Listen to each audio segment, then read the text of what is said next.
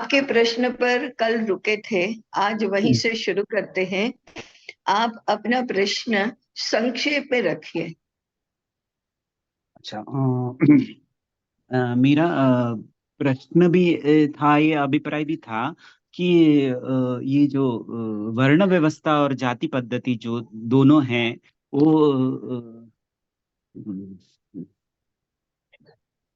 हाँ, वर्ण व्यवस्था है वो एक मिनट, अभी अभी सूझ नहीं रहा है मुझे ताई। हाँ ठीक। गा- हाँ ठीक है, आप बस में हैं क्या? हाँ, थोड़ा सा निकलने की तैयारी में हूँ तो। अच्छा अच्छा।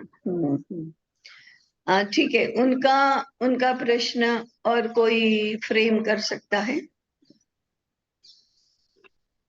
हम्म,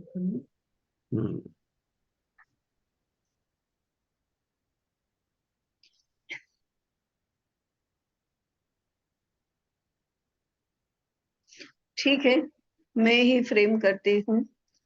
उन्होंने जो पूछा था, अभी उन्होंने कहा कि वो प्रश्न भी था और अभिप्राय भी था। अभिप्राय ये था कि हम जो चातुर्वर्ण्य की बात करते हैं और गुण कर्म की भी बात करते हैं, तो आज केवल भारत में ही नहीं, अगर ये मनुष्य मात्र की बात है तो केवल भारत में ही नहीं, तो विश्व भर में जहाँ ये वर्ण जाति समाज व्यवस्था आदि का कुछ भी विचार किया हुआ नहीं है शास्त्र के रूप में, वहां भी लोग ऐसा करते ही हैं। आज भी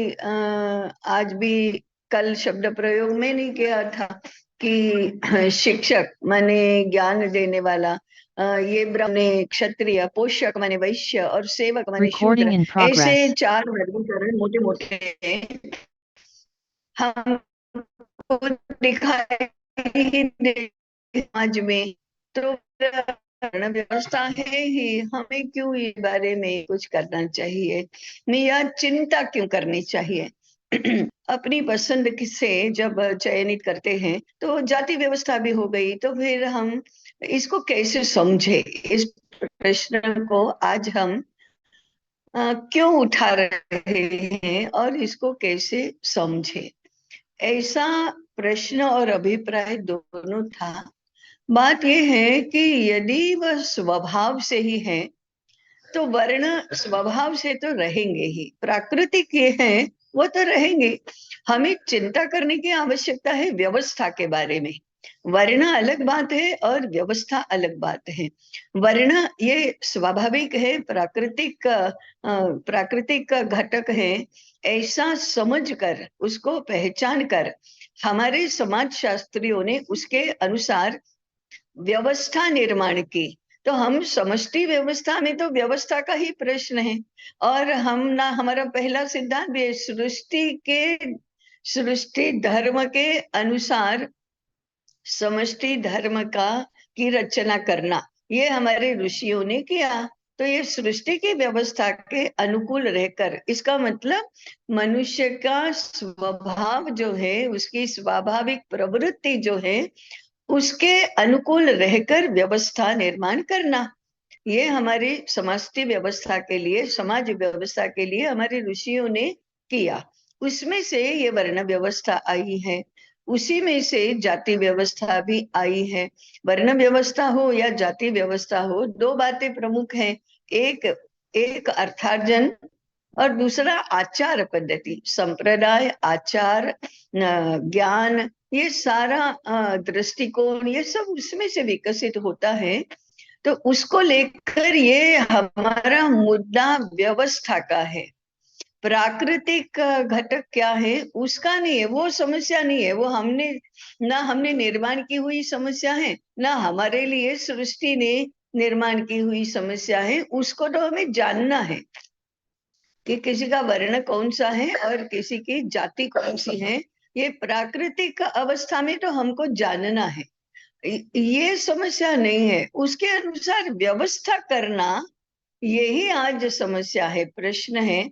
तो हम आज की स्थिति क्या है हमारी, कि हम ना तो वर्ण को जानते हैं और ना तो व्यवस्था को मानते हैं। कोई व्यवस्था हमने किसी भी व्यवस्था का अनुसरण हम करते ही नहीं है। और तीसरा प्रश्न इसके साथ जुड़ा है, नई व्यवस्था हम निर्माण नहीं कर रहे हैं। तो प्रश्न तो हमारे व्यवस्था के क्षेत्र में हमें अब जो दिख रहा है वो तो दिखेगा ही, जो स्वभाव के अनुसार लोग व्यवहार तो करेंगे ही, और उसकी उनकी वृत्ति प्रवृत्ति वैसी ही बनेगी। लेकिन सोच समझकर, जानकर, ज्ञान युक्त होकर और व्यवस्था बनाकर हम इन प्राकृतिक तत्वों को फॉलो ही नहीं करते हैं, उनका अनुसरण ही नहीं करते हैं। ये हमारा प्रश्न है, मूल ये हमारी समस्या है। वर्ण है, रहेंगे, व्यवस्था नहीं है। जाति रहेगी, व्यवस्था नहीं है। और धीरे धीरे करके गुणकर्म विभागशः एक व्यक्ति की वृत्ति प्रवृत्ति जानना और उसके अनुसार व्यवस्था करना, इसमें अड़चने देखकर, व्यावहारिक समस्याओं को पहचान कर जन्म से ही जाति और वर्ण भी निर्धारित हुए। ये भी हमारी व्यवस्था ही है कि ये जन्मगत है। अगर वंशानुगत बनाना है तो जन्मगत भी बनाना ही होगा। तो वंशानुगत बनना, वर्ण और जाति को जन्म के साथ जोड़ना, ये भी व्यवस्था का एक हिस्सा है। अब पूर्व जन्म के संस्कारों के कारण से जन्म से जो वर्ण प्राप्त हुआ, उससे वह वर्ण अलग होगा। अनुवंश से जो वर्ण प्राप्त हुआ है, उसका जन्म के जो ग्रह नक्षत्र है, ज्योतिष है, उसके अनुसार वो अलग होगा। ऐसी डिस्क्रिपेंसी हमें दिखाई देगी। हम यदि अपनी जन्म पत्रिका देखेंगे तो उसमें भी वर्ण होता है। जरूरी नहीं कि ब्राह्मण के घर में जन्मा हुआ बालक अपनी जन्म पत्रिका में भी ब्राह्मण होगा, ऐसा नहीं होगा। परिस्थिति के अनुसार वो दूसरे, अब हम 4-5 पीढ़ियों से तो जन्म के वर्ण के अनुसार व्यवसाय नहीं कर रहे हैं, पढ़ाई शिक्षा भी नहीं ग्रहण कर रहे हैं, और संप्रदाय और इनका निर्धारण भी नहीं कर रहे हैं। इसलिए संप्रदायगत, व्यवसायगत और हमारे व्यवहारगत वर्ण अलग हो जाएगा। आयुर्वेद के अनुसार हमारा वर्ण अलग हो जाएगा। ये डिस्क्रिपेंसी भी प्राकृतिक है। कुछ तो इसमें हमने समाज व्यवस्था के कारण से भी अव्यवस्था निर्माण कर दी है। तो ऐसी जो भिन्नता है, उसमें से किसको एक मानक मानकर हम अपना वर्ण तय करेंगे, वर्ण के अनुसार आचार तय करेंगे, आचार के अनुसार हमारा अर्थार्जन का व्यवसाय तय करेंगे। ये सारी बातें बहुत अधिक तात्विक व्यावहारिक चिंतन की अपेक्षा करती है। ऐसा चिंतन अभी तो हमारा कार्य क्षेत्र ही नहीं है, ये हमारे विचार का क्षेत्र ही नहीं बना है। समाज व्यवस्था बारे में कौन विचार करता है, किस प्रकार से विचार करें? सांस्कृतिक, मनोवैज्ञानिक, प्राकृतिक, आर्थिक, आनुवंशिक, ऐसे सारे घटकों को एक साथ मिलाकर ना तो हम किसी व्यक्ति के बारे में कोई प्रकृति परीक्षण करते हैं या उसका करियर कैसा होगा इसका विचार करते हैं, ना तो जाति व्यवस्था या समाज व्यवस्था के संदर्भ में इसका विचार करते हैं। तो ये जो उलझा हुआ मामला है, उसको सुलझाने के लिए जो शास्त्रीय और व्यावहारिक चिंतन होना चाहिए, वो आज नहीं हो रहा है। ये हकीकत है, ये वास्तविकता है। और इसी को हम कहेंगे कि भारतीय शास्त्रों का युगानुकूल चिंतन और प्रस्तुति आज 2% होती होगी, 5% होती होगी। व्यावहारिक चिंतन और ऐसे क्रुशियल मामलों में तो ये चिंतन 95% हो ही नहीं रहा है। और इसके साथ जुड़ी हुई बात है कि यदि कहीं होता हुआ दिखाई दे रहा है तो वह समग्रता में नहीं हो रहा है, इसलिए परिणाम बहुत आंशिक मिलते हैं और जितना परिश्रम उसके लिए होता है उसके अनुपात में बहुत कम मिलते हैं। तो ये मामला सारा उलझा हुआ तो है और सुलझाने के लिए हमारे पास समय चाहिए, धैर्य चाहिए, व्यवस्था चाहिए, अध्ययन चाहिए, अनुसंधान भी चाहिए। ये सारी बातें जब होंगी तब ऐसे मामले सुलझेंगे, नहीं तो हमारा पीस मील थिंकिंग, पीस मील डिस्कशन, पीस मील डिस्कोर्स ऐसा इसमें से होगा, जो आज अनेक स्थानों पर होता दिखाई दे रहा है। गणेश जी, आपके सादे प्रश्न का बहुत जटिल उत्तर मिला है, परंतु मामला भी ऐसा जटिल ही है। जी ताई जी, हाँ हाँ, ताई हाँ जी, जी इस विषय में थोड़ा और जानकारी मुझे देनी थी। और मतलब जो मैंने जो अध्ययन किया है उस हिसाब से, और जो शास्त्रीय दृष्टि से वर्ण वर्ण व्यवस्था के बारे में, और इसके लिए एक एक सेशन मिल जाता तो जो ये है सबकी दृष्टि से वो हाँ हाँ अ, वर्ण हाँ व्यवस्था के बारे में जो मुझे जो बताना था जी उसी सबसे हाँ मिल जाता हाँ तो अच्छा होता, तो हाँ मैं हाँ और तो डिटेल्स में जरा हाँ जो, तो क्योंकि बोलते वक्त जी हम कुछ और बोलते हैं और समझने वाले कुछ और समझ हाँ हाँ जाते हैं, तो इसके अब लिए ऐसा होता है इसके लिए। जी हाँ ठीक है। तो एक एक सत्र हम हम्म, आपके लिए रखेंगे, ऐसा मुनीत जी से भी आप बता दीजिए। तो ठीक है, ठीक। ऐसा एक सत्र, इसमें ये सत्र का प्रावधान हम करेंगे इसके लिए। ठीक है। ठीक है, ठीक। हाँ, नियति दाई इससे संबंधित प्रश्न पूछ रही हैं। उनके प्रश्न के बाद हम आगे बढ़ेंगे। मेरा प्रश्न यह है कि इस जन्म में ब्राह्मण को शिक्षा प्रदान करना ही है, पर वो नहीं कर रहा है, तो अगले जन्म में उसका वर्ण वैसे बदल जाएगा क्या? बदल भी सकता है, शिक्षा प्रदान की तो भी बदल सकता है। यह भी प्रश्न बड़ा व्यापक और जटिल है ही, इसलिए इसकी भी स्वतंत्र रूप से चर्चा करनी चाहिए। क्योंकि अगला जन्म कैसे मिलेगा इसका आधार केवल हमारे व्यवसाय पर ही नहीं होता है, बहुत अधिक दूसरी दूसरी बातें भी उसके साथ जाती है। इसलिए वो एक बहुत बड़ा अध्ययन का विषय है। जन्म, पुनर्जन्म, पूर्व जन्म, जन्मांतर, ये एक बड़ा क्षेत्र है। और मनोविज्ञान का भी क्षेत्र है और सृष्टि विज्ञान का भी क्षेत्र है। इसलिए उसकी चर्चा भी हम समाज शास्त्र का जब अध्ययन शुरू करेंगे तब उसमें करेंगे। हम्म। हाँ जी, सही। आगे एक प्रश्न। आग्रह आग्रह मेरा भी था इसमें।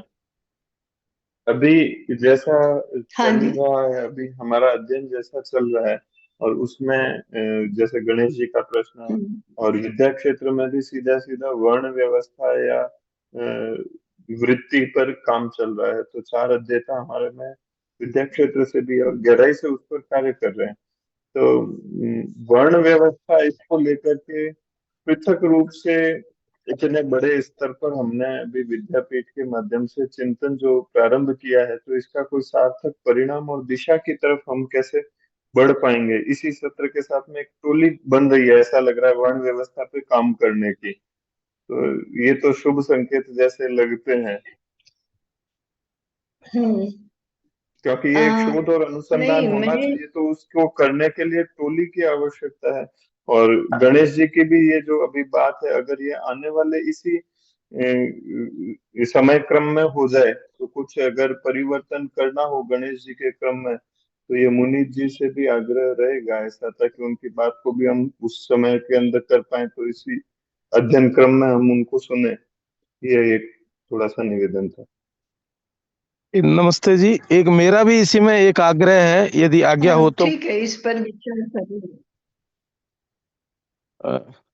मैं अपनी हाँ बात रख सकता बताइए। जी जैसे बताइए। वर्ण में और जाति हाँ की ये जी, हाँ बात है जी। कि परिवार में कई लोग हैं, कुटुंब में, जो एक व्यवसाय, जैसे अब मैं मेरा उदाहरण ही अगर लेता हूं तो मैं नौकरी में हूं और मेरे परिवार वाले या पत्नी है वो कृषि कार्य में संलग्न है।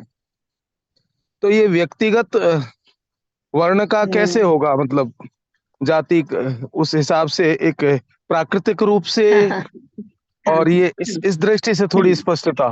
जैसे परिवार में पूरा परिवार अगर देखिए तो जी हाँ। अधिसंख्यक लोग कृषि में संलग्न है, लेकिन एक या दो वो नौकरी में हैं। तो फिर हम्म, कुटुंब का हम्म, वर्ण और कुटुंब की जाति हम्म। फिर प्राकृतिक रूप से कैसे, इस दृष्टि से। हाँ जी हाँ। ऐसे तो कुटुंब कुटुंबगत व्यवसाय होता है, और कुटुंब के सभी लोग एक ही व्यवसाय के साथ जुड़े हैं, एक ही व्यवसाय मिलकर करते हैं, तब भी पत्रिका का या प्राकृतिक वर्ण अलग हो सकता है। परंतु ये जो भिन्नता है कि प्राकृतिक दृष्टि से, पूर्व जन्म के संस्कार के कारण से, और ऐसे हमारा वर्ण अलग है, तो भी उसको व्यक्तिगत विकास का या साधना का विषय रखकर हमने जो पारिवारिक कौटुंबिक हमारा जो जीवन है उसको जन्मगत वर्ण के साथ जोड़ा है, और जन्मगत वर्ण के अनुसार हमारा संप्रदाय और हमारा अर्थार्जन का व्यवसाय या और कोई एक मिशन है तो वो तय होता है। ये व्यवस्था का हिस्सा है। तो व्यवस्था मनुष्य की बुद्धि के अनुसार होती है, और प्राकृतिक व्यवस्था को प्राकृतिक जो स्थिति है उसको इस व्यवस्था में अनदेखा किया गया है। ये जो जन्म से वर्ण और जाति तय होना, उसमें प्राकृतिक को एक तरफ रखा गया, पूर्व जन्म का एक तरफ रखा गया, और उसको व्यक्तिगत साधना का विषय बनाया। ये समाज व्यवस्था और प्राकृतिक व्यवस्था, उसका समायोजन जन्म के अनुसार वर्ण और जाति की व्यवस्था, और वर्ण और जाति के अनुसार व्यवसाय या मिशन या संप्रदाय, इसकी व्यवस्था हमारे ऋषियों ने दी है। परंतु ये समझना, इसके लिए भी हमें अध्ययन की आवश्यकता है। इसलिए मैं ऐसा मानती हूँ, और मेरा आग्रह पूर्वक प्रतिपादन रहेगा कि ये प्रातः काल के आधे घंटे के जो सत्रों की मालिका चल रही है उसमें इस शास्त्र का इस पद्धति से विवेचन नहीं हो सकता। कैसे? इसमें सूत्र तो बताए जा सकते हैं, परंतु इन सूत्रों को लेकर अध्ययन, चिंतन, मनन, पठन ये तो करना ही होगा। जब तक हम वो नहीं करेंगे तब तक इन सूत्रों को लेकर बहुत सारे प्रश्न ही निर्माण होंगे, और फिर क्या होगा कि हम अभी जो दिखाई दे रहा है इसको हम व्यवस्था तो कह ही नहीं सकते, उसको अव्यवस्था, अराजक व्यवस्था, अनवस्था यही कहा जा सकता है। उसके संदर्भ ले लेकर हम यदि इन सूत्रों के बारे में चिंतन करने लगेंगे, चर्चा करने लगेंगे, तो भटकेंगे। इसलिए इस समाज शास्त्र का अध्ययन, चिंतन और उसका प्रतिपादन ये एक स्वतंत्र विषय है। अभी जो विषय निकला था उसके संदर्भ में जो हमने सूत्रात्मक बातें शुरू की, तो हम ही यही प्रमाण है कि इन सूत्रों को लेकर हमारा मंथन बहुत अधिक शुरू हो गया। तो इसके व्यवस्थित अध्ययन के लिए मैंने अभी अभी बताया कि हमें 3-4 बातों की आवश्यकता है। समय चाहिए, अध्ययन चाहिए, और धैर्य चाहिए। ये 3 बातें अगर होंगी तो हम इन सभी बातों का अधिक अच्छी तरह से स्पष्टता पूर्वक कुछ चिंतन कर सकते हैं। इसके अभाव में एक तरफ हम व्यवहार में इस अनवस्था में उलझ गए हैं, उससे हम मुक्त नहीं हो सकते हैं। दूसरी ओर समग्रता में चिंतन नहीं करने के कारण से देश भर में जो लोग प्रयास कर रहे हैं वो एकांगी विषय लेकर जो प्रयास कर रहे हैं, तो ये अधिक परिश्रम और उसके अनुपात में कम परिणाम ऐसा तो होगा ही। जहां से भी शुरू किया उनको समग्रता पहुंचना तो पड़ेगा ही, ऐसी ज्ञानात्मक और व्यावहारिक हमारी स्थिति है।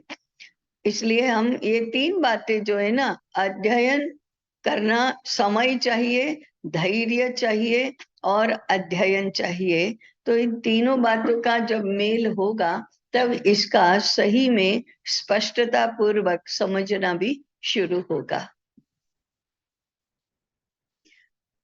अभी वो आपने पूछा उस प्रश्न का कोई तत्काल हल नहीं निकल सकता, वो होने दो ना, जो हो रहा है वो, उसमें कठिनाई क्या है। एक प्रोफेसर है, एक कृषक है घर में, और एक प्रोडक्शन में कर रहा है, माने कारखानेदार है, और एक व्यापार कर रहा है, तो होने दो, चारों वर्ण हमारे एक ही घर में है ऐसा मान लो, तो हमने उनका समन्वय कर दिया है।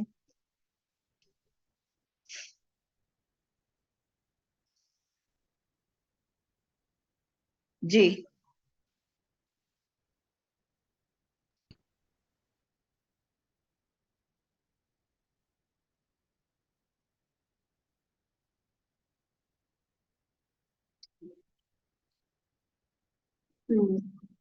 जी हाँ। हम्म।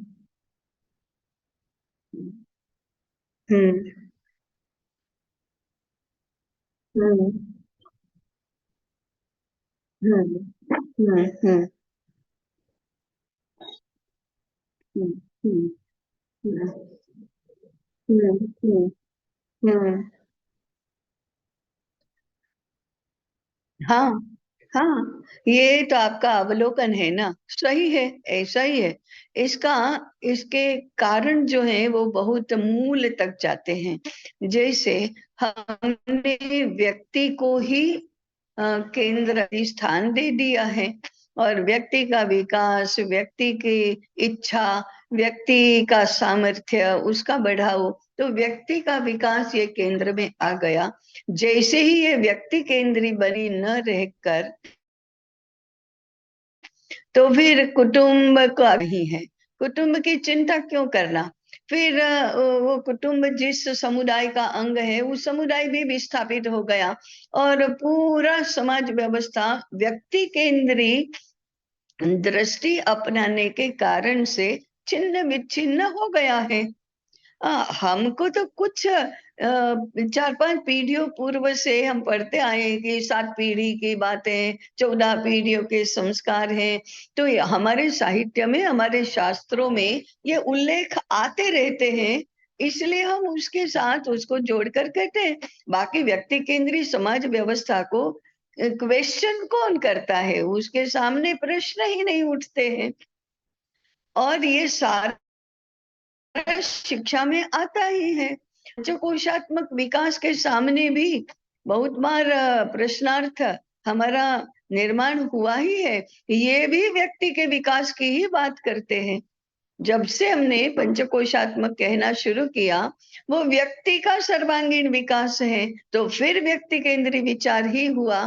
कभी किसी से चर्चा होती है तो कहते हैं नहीं, वो तो निहित है, कुटुंब का देखना, समष्टि, सृष्टि, परमेष्टि, ये तो निहित है। नहीं निहित है अभी, तो हम वो भी व्यक्ति केंद्रीय ही कर रहे हैं।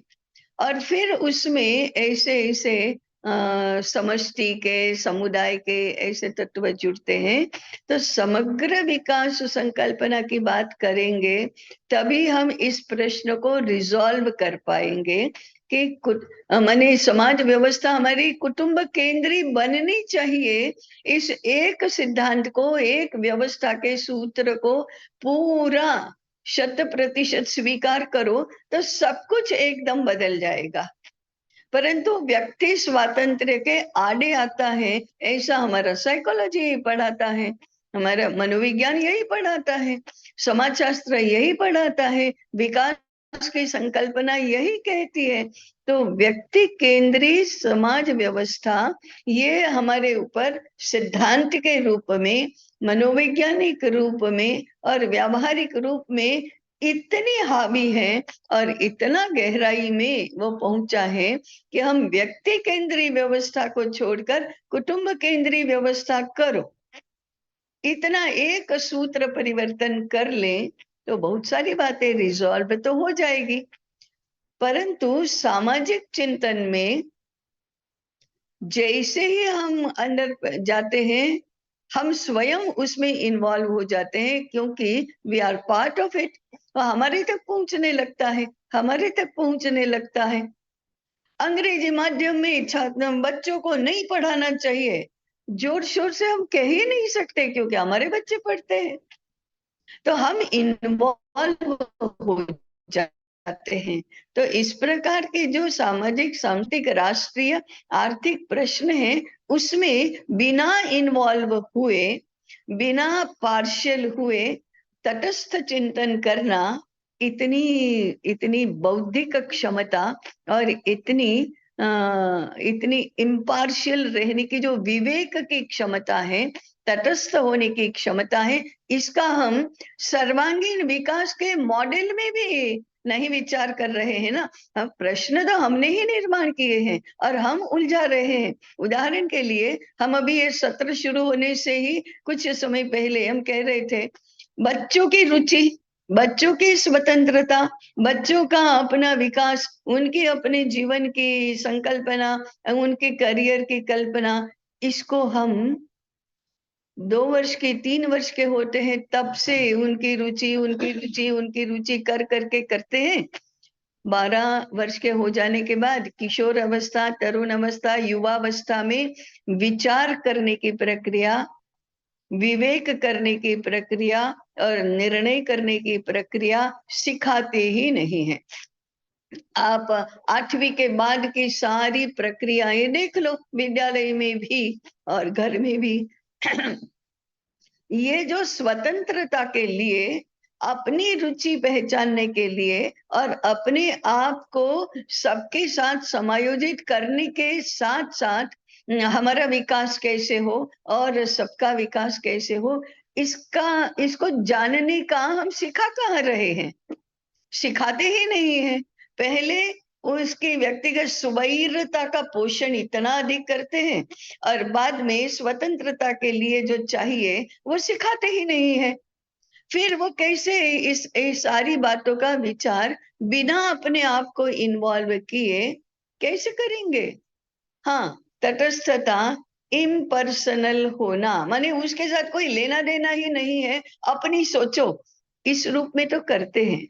तो ये माने शिक्षा की जो विषय वस्तु है, शिक्षा की जो पद्धति है, शिक्षा की जो प्राथमिकताएं हैं, उसके प्रति ना तो कुटुंब में, ना तो विद्यालय में, ना तो सार्वजनिक व्यवस्थाओं में कहीं पर भी ध्यान दिया जाता है।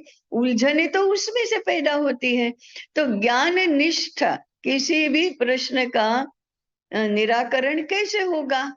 हम उसकी संभावनाएं बहुत ज्यादा करते ही नहीं है, माने व्यवहार में लाते ही नहीं है, व्यक्तिगत रूप में भी नहीं, अपने घर के स्वयं के बच्चों के संबंध में भी नहीं। तो फिर विद्यालय में जो बच्चे दूसरों के पढ़ने के लिए आते हैं, उनके बारे में सोचने के लिए ना हमारे पास ज्ञान है, ना हमारे पास स्वतंत्रता है, ना हमारे पास कोई व्यवस्था है। तो प्रश्न बहुत उलझे हुए हैं। मूल तक जाओ, मूल तक जाओ। और इसलिए हम अपने आप को जितने मुक्त करेंगे बाकी जंजालों से, उतना हम समय दे पाएंगे, उतना अध्ययन कर पाएंगे, उतना धैर्य रख पाएंगे। नहीं तो पानी में डूब रहे हैं और बचाओ बचाओ कर रहे हैं, और अब किनारा कहाँ है, नाव कहाँ है, लाइफ बोट कहाँ है, ऐसे प्रश्न पूछ रहे हैं जी। हाँ, तो अभी तो प्रीति जी के प्रश्न तो आए ही नहीं, बाकी बीच में ही लोग कूद पड़े। तो ठीक है, अब मुनि जी जैसा कहेंगे। आज तो समय हो गया, वही मैं कह रही हूँ कि समय तो हो गया अभी। तो आगे क्या करना है? कल से विषय शुरू करना है या प्रश्नोत्तरी ही करना है? तो आप तय करके बता दीजिए। अभी यहाँ नहीं, रुकेंगे? रुकेंगे। प्रश्न तो करना चाहिए हाँ, भाई। प्रश्न को ही कंप्लीट करेंगे ताई कल। ठीक है, ठीक है। प्रीति जी के प्रश्न जो अभी तक चर्चा हुई है, आपके विषय प्रतिपादन हुआ है, उसी के संदर्भ में है, तो उसको ले लेना हाँ, चाहिए। ठीक है, ठीक है, ऐसा करेंगे। अभी अभी जो बात चल रही थी उसमें मेरा एक मतलब कहना था मुझे, आज अभी रखूं या कल रखूं? 2 मिनट की बात है।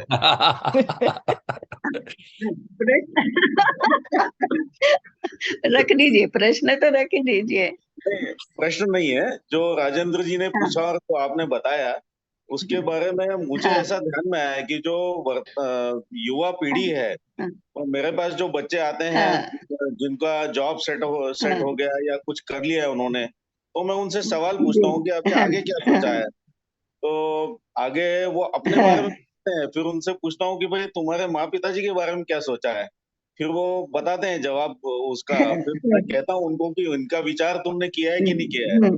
फिर मैं उनसे पूछता हूँ कि तुम जहां से पढ़ के आए हो, जिस संस्था से, उस संस्था के बारे में तुमने क्या विचार किया, और वो संस्था कैसे बनी, समाज ने उसको कैसे खड़ा किया, ये तुमने सोचा है क्या कभी? तो मुझे ऐसा लगता है कि वो लोग कुछ न कुछ सोचने में प्रवृत्त तो हो जाते हैं। ऐसा उनको हमको उभारना चाहिए, ऐसे सवाल पूछना चाहिए। तो फिर उनको अपने दायित्व का बोध होता है कि हाँ, मैं जिस कॉलेज से पढ़ा हाँ हूँ जी, उस कॉलेज को भी समाज ने बनाया, तभी मैं वहां जा पाया हूँ। तो लगभग तो इसका हाँ, भान उनको होता ही नहीं है। तो इसलिए हमको जो जहाँ मिले उसको ये प्रश्न करना चाहिए कि भाई तुमने बिल्कुल अपने, सही, वही। हाँ, हाँ, तो इसका मुझे परिणाम हाँ, मिलता है क्योंकि हाँ, मैं प्रवृत्त करता हूँ। ये मैंने आगे जी, जी हाँ, हाँ, जी, जी, जी, हाँ। तो ये सारा केवल मेरा एक ही वाक्य का कमेंट है। ये सारी बातें आते जाते में होती हैं, चाय पीते पीते होती हैं। वो व्यवस्थित अध्ययन का ये विषय नहीं बनता है। इसलिए जो जितना हो गया उतना उतना भला। ऐसा इस पद्धति से वेरी कैजुअली ये सारी बातें शिक्षा के क्षेत्र में और घर के क्षेत्र में चलती है। कैजुअल, जितना कैजुअल है उतना ही कैजुअल परिणाम मिल जाता है। तो बात तो सही है, अच्छा करेंगे तो अच्छा परिणाम मिलेगा। अनुपात कितना है समस्याओं के संदर्भ में, इसका विचार करना। ठीक है, आज रुकते हैं, कल आगे बढ़ेंगे। ओम पूर्णमदः पूर्णमिदं पूर्णात् पूर्णमुदच्यते पूर्णस्य पूर्णमादाय पूर्णमेवावशिष्यते। ॐ शान्तिः शान्तिः शान्तिः। सबको नमस्कार। प्रणाम, प्रणाम ताई। ताई। प्रणाम ताई।